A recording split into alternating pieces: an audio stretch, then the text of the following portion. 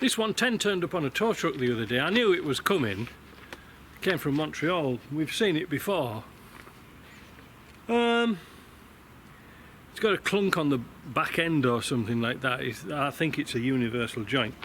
We don't really know yet. But anyway, I'll read you the list of work to be done and what I can do outside, because I've got all the 95 Range Rover bits on my floor and I've sort of run out of space and I want to get rid of this. Replace 2 front door seals with genuine ones. Please adjust driver's door that has a big air gap at the top as soon as you drive. We'll have a look at that in a minute. Replace rear passenger turn signal LED. Ooh, I might have to get the book out for that. Replace universal joint. Fit dog guard and remove second, third of rear seats. I think I know what that means. Fix and recharge AC. Winter coming on. Replace front heated windscreen.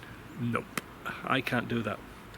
I haven't got any windscreens. They all have, and I don't fit windscreens anymore. Not after that fiasco with that Range Rover. I get somebody else to come and do them. Reverse light switch not functioning. That's a pain in the ass. If it's the switch. Transmission light acts on its own. Well, that's unusual because it hasn't got one. I wonder what that is. I'll have to ask him about that one. Rear door bottom hinge screws. Rear door lock non-functional. That's easy enough. Put another barrel in it. Replace front vent seals. I don't think so. I'll show you in a minute. Rear springs seem worn or not strong enough to carry for the actual load. Well, it's got a roof tent and all that fiasco on the top of this thing, and I think it's already, by the look of it, it already looks as if it's got heavy springs on. I don't know. Yeah, no, it has. I just had a look. It's got yellow springs on. They're usually Britpart ones. Now, whether the old ones have sagged a bit, which I very much doubt, or maybe it's too much weight on the top. I don't like a lot of weight on top of Defenders. They're so unstable. When I was in Australia, nobody really sort of used roof racks for going in the outback. They all used trailers because you could unhook them and go wherever you want, whereas when you got a roof rack you have to carry everything around with you, and they are a bit tippy-toppy, top-heavy. The only thing I could suggest for the rear springs is actually put helper springs in, like off the 130. That might be a compromise, but again, I'm sure this has had a lift on it, so are they going to work? I don't know. Strange clong, clong, clong when restarting from stopped. Sounds like a universal joint, doesn't it? So, first of all, I'm going to keep those notes. I only do jobs what people ask me to do now. I don't do jobs that I think needs doing. Otherwise I'll be here forever. Anyway, why don't I think it's the front vent seals? Let's go and have a look. The carpets, as you can see, are wet. Nothing unusual there. But you have to sort of be a bit of a detective and follow why those are getting wet. Well, you can see instantly if you look here. I don't know if my camera lights will switch on. No, maybe not. You can see how water's been coming down here. You can see that's wet there. It's been coming down the back of the seal here. It can't go anywhere because there's that little crease. It hits that crease and you can see there where it's been dripping, dripping, dripping, like Lizzie dripping, and splashing on there. It's been going along here and splashing down there. So it's not the vent seal. I'm very reluctant to change it, you know, making work for myself, but that's where it is. Let's go and have a look at the other side.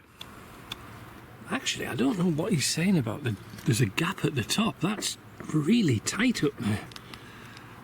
I can't understand it. Look at that. That's a nice gap. It's all nice and tight. But again, look at this. Look at where the water's been running down here, down the back of the seal, because it's got nowhere else to go. Hits this kick here, or comes across here. And then let's have a look inside. Oh, it's a veritable swimming pool. Yeah, telltale signs. You see where that water is there? See that water splash there? That can't be coming from a vent seal, because it's coming from, if you look very closely, you see where there's water coming out of that bolt up there? It's coming out there. So I think I'll just take the bolt off and put some sealer in it, some caulking, and sort that out. I don't think it needs vent seals, I'm convinced. But you can see where the water's been looking like it's coming from a vent seal, but it can't have been, and it's been pouring down here. Now, yeah, those seals don't look too bad, but we've got genuine seals to put on. But first of all, what we're going to do, yes, you've missed it, it's back, the pen of truth. We're going to use a pen of truth again on these aftermarket seals and see how much of a... Oh, is it my pen working? Oh, that's it. Yeah, let's have a look at this one. Look. Oh, it's got a bit dusty, my pen of truth, but you can see there's very little deflection on these seals because they're so hard, look. You know, they're really hard. There's a reinforcement in here. Well, there should be. But, yeah, there's a reinforcement in it. But that's the problem with them. This is the bit that you really want to close. So what we're going to do, I don't know what it means about rear bottom hinge bolts. I don't know about that. Just thinking out loud. I'm going to take off. I'm going to do these outside. There's no need to bring the car inside. Ooh, look at that nasty crack on the screen. Look at that. That's going to be expensive. Oh dear. Yeah. Heated screens. I've never really liked them in Defenders. They're not very good and they're very expensive. The thing is that I think this one came from Rovers North, and yeah, I think it did. It was kind of expensive. You see, the thing is, if I get heated screens in, or any screens, I have to get 10 at a time. The last order I got was 10, because for shipping and boxing them up for shipping overseas, and that gets expensive. So I think the customer's got to take that down to a glass shop. Let's take the seal off. Let's set the door up, the gaps nice and flush. It's not too bad at the moment, but maybe it could be a bit better. What we're going to have to do is take this screw out of here, and then we can get this cover off, and then take the pin out of here somehow, so the door opens wider, so then we can get this down and open up. Alright, so let's get that all underway. One of the biggest problems when you're fitting door seals is the gap down here. Now, you might have one of those military style where you can fold down the windows that never fold down brackets, or this type, and sometimes this gap here, it causes the seal to fold, like where it clinches round here. A good idea is just to get a bar and pull that out a bit and tweak it around to get it out. And the same down here. Now you can see down here, once upon a time, many years ago when I did this before, I cut the spring down here to allow a gap down here. Now you see where the rust started. It started at the top, look, and it's just worked its way down. I'm going to put some crown rust proofing on that, and there's not much I can do with it really. It isn't that bad, but it's not going to get any better, is it? But first of all, I've moved the pin out of the way, so let's have a look and see what... Oh, we'll put that on the floor. We'll see what this door gap is like. Yeah, that's not bad at all. It could do with going in a bit, look. You know, like that. But, you know, if you push it in, yeah, I think it wants to go in a bit. There's a nice tight gap up there, look. You see, that's nice and flush. And it's almost flush there. I think we'll just adjust the catch a bit, because it's no good doing it on the hinges, because that's not going to make any difference. But we'll get a... Where is it now? Torx, and we'll play around with this bit and see if we can get it right. So I adjusted the catch by a millimetre or so, and it's made a nice difference. It's still good up here. I just pulled out the door top a bit, where it's nice and flush down here, but you see the curvature of the door is a little bit, doesn't seem to match. Tight here, flush here, so there's something amiss here. We'll never get it perfect. So let's fit the seal. Well, I was just about to fit this seal and rain stops play. I don't want to get rain on my camera, so we're going to have to just hold this for a little while until the rain stops. Back in a bit. Right, we're back. It's been raining for the last 2 days and I couldn't really get out to do this job. You know something? It's Friday morning. Well, what's left of it. I've been out here since 8 o'clock. The phone's never stopped going. People coming by, asking questions and stuff like this, and oh man, I just can't get anything done. Anyway, I don't know if you're going to see it now because the sun's in the wrong place, but what I'm going to do is I'm going to get some dum-dum. We've been asked about this before. There's just this putty, and there's a little crack down here. Like I say, I don't know if this is going to pull it up. Let's see. Oh, damn thing. Is it going to work? Oh, wrong button. There we go. Ah, that's it. Just in here there's a gap. So I was going to tape it, but I've already put some rust proofing down this seam, so I'm just going to replace fill the gap up with some putty. The one at the top's good. This one could do with a bit in the top corner. Naturally I won't have the camera on zoom on that side. Oh, there we go. So some putty in this top corner up here. This side's kind of straight, so we don't have to worry about this one too much. So that's it. So let's put the seal on. Right, so here we are. It's LRO 77686. These are for a Puma, so they fit exactly the same. And what we'll do is we'll fit it properly, but you can see how nice and soft it is. So what we do, again, I think we've done this before many times. It seems to be quite popular.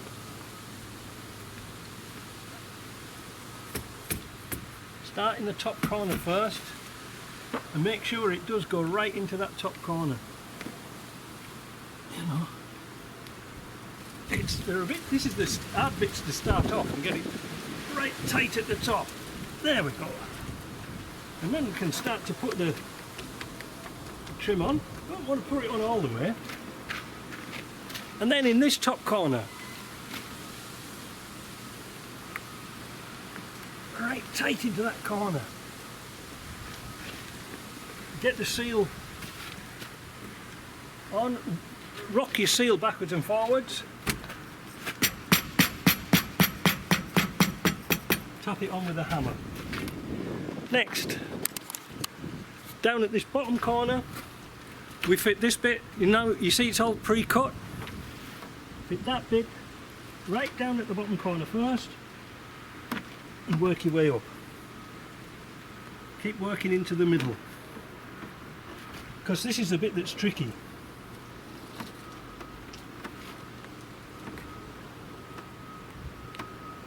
But it's doable. You just got to make sure you don't buckle the seal too much.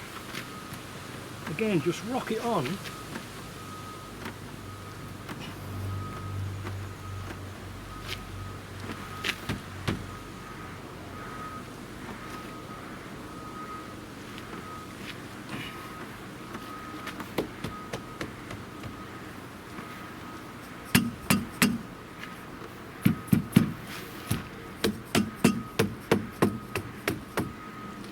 Now that's standing a little bit more proud than I would have liked.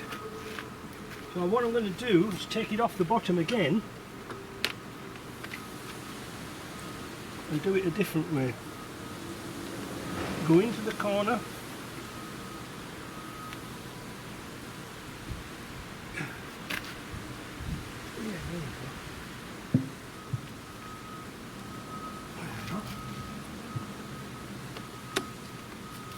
Yeah, that's worked out better.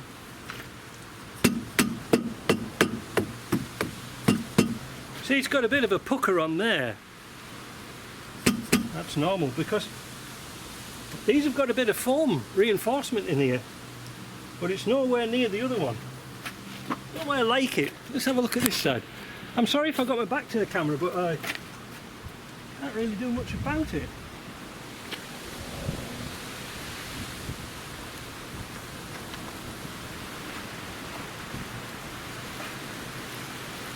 Again, rocky seal.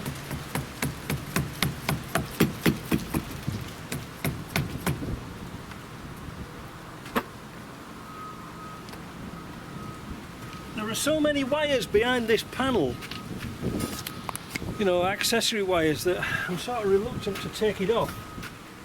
But I might just crack off the screw a little bit.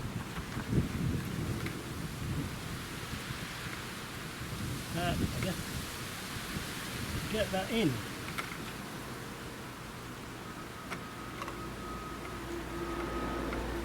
And tighten it up.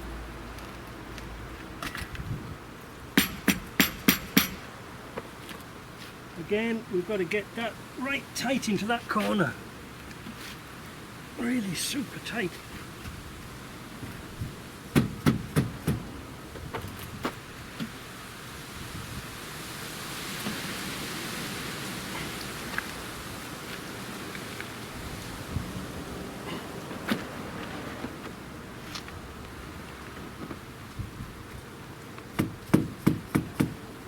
These because on the early series, on the series 1s, the door top was flush flat with the bottom, and then when it came to the series 2, they widened the Land Rover. They widened the body a bit, if you see what I mean. Well, that wasn't a big problem, but the seals in those days were not as sophisticated as this. It was just like an L-shaped piece of rubber that just used to sometimes hit against the door and seal it. Modern trends demand better sealing, but the problem is they haven't got over this corner. Bad idea. But what can you do? Now, there we go. That down at the bottom. And that's that.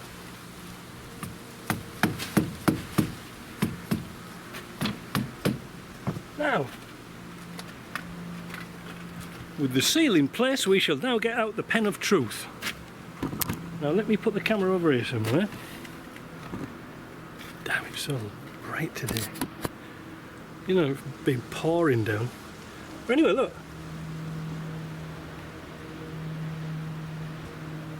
You can see my pen of truth is not working properly. There. You can see how far it goes in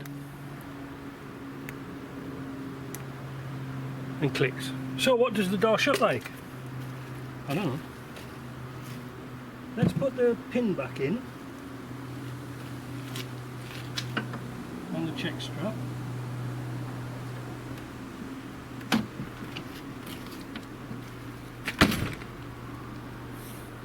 Not bad.